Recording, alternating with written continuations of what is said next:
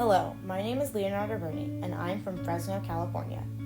Like many other people in the Central Valley, I come from a farming family. The Central Valley is the heart of agriculture, growing a diverse number of crops that are distributed all across the nation. The Central Valley is also diverse in culture, being the home to many different religions and ethnicities. My dad comes from an Italian immigrant family. In 1963, my grandparents brought them and their children to New Jersey, and around 10 years later, they moved to Clovis, California for good farmland. Like many Italian families, my grandparents came from a long line of Roman Catholics. In 2004, my parents were married in the Catholic Church, and my mom soon converted to Catholicism. My parents raised both my sister and I in the Roman Catholic Church. I attended Catholic school for 13 years, and due to that, I feel I was a little underexposed to all the religious culture Fresno had to offer. However, through this case study of religious diversity in Fresno, I have gained the opportunity to learn more about the religious diversity in my hometown and how the different communities are able to coexist amongst one another. Alrighty, so diving right into the case study. Here are the most common religions in Fresno.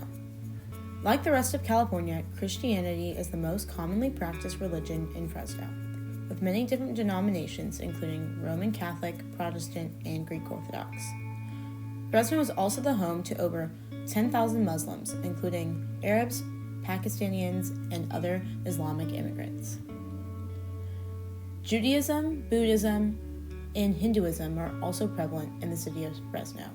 And lastly, Fresno has one of the largest Sikh populations in the country. So for my project, I decided that I would study 4 different religious facilities in my hometown. The first facility I visited was the Fresno Buddhist Temple. Alright, so right now I am at the Fresno Buddhist Temple, and I'm just here taking a little bit of a tour, looking at the facility and seeing what it has to offer. Buddhism in Fresno has been prevalent for many years.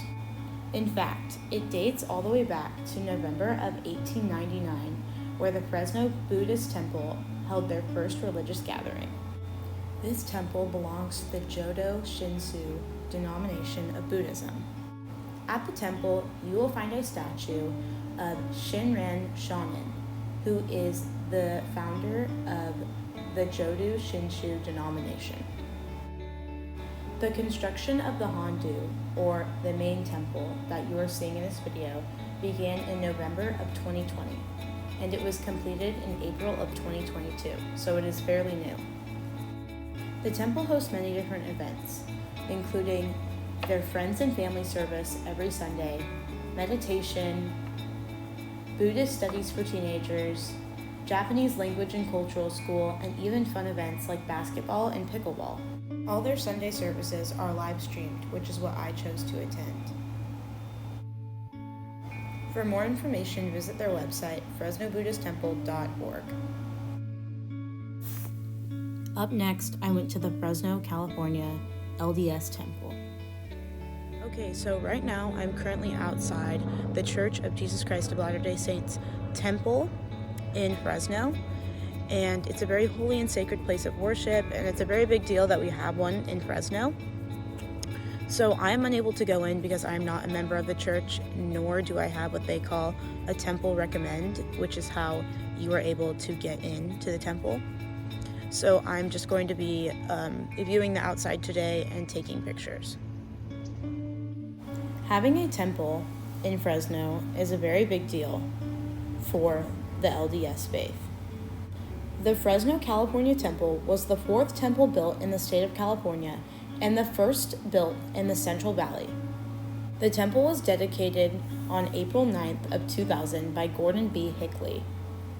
I was able to speak with Ricky Anderson, who is a local bishop for the Church of Jesus Christ of Latter-day Saints. He explained to me that having a temple in Fresno was a big deal, especially since most cities in California do not have one. He also said that since the temple has been built, the Mormon population in Fresno has grown tremendously. For more information on the Fresno, California Temple, visit churchofjesuschrist.org. Up next is the Masjid Badr Sierra Community Center. Okay, so right now I am outside of the Islamic Center in Fresno, and something interesting I found here compared to the other religious facilities I've been to is that they have separate entrances for men and women. So on my left, there's the women's entrance, and then on my right, there's the men's entrance. The community center offers a variety of services to the Muslim community, including Quran classes, study hall time where kids can come find a quiet place to do their homework, or even get help on their Islamic studies and Quran class.